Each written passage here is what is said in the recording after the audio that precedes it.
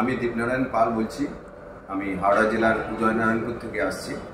পুষ্পাঞ্জলি স্টকিংস থেকে আমি যে মোজা পরি সেটা গুণগত মান ভালো, এবং আমার যে অপারেশন হয়েছে চেন্নাই থেকে ডক্টর আর রাধাকৃষ্ণনের মাধ্যম দিয়ে, উনি আপার নি সাজেস্ট করেছিলেন, সেটা আমি চেন্নাই থেকে নিয়েছিলাম। তার পরবর্তী ক্ষেত্রে যতদিন 2011 সালের পর থেকে এখানে আমি যতগুলো মোজা পরেছি, অনেকগুলি মোজা পরেছি আমি, সেগুলো প্রায় 1 বছর, 1.5 বছর, 2 বছর পর্যন্ত। তারপরে আবারও মোজা নিয়ে গেছি, এবং সেই মোজা পরার পরে আমি কিন্তু আমার ভেরিকোজ ভেনের যে প্রবলেম ছিল আফটার অপারেশন, সেটা কিন্তু একই জায়গায় স্টেবল আছে।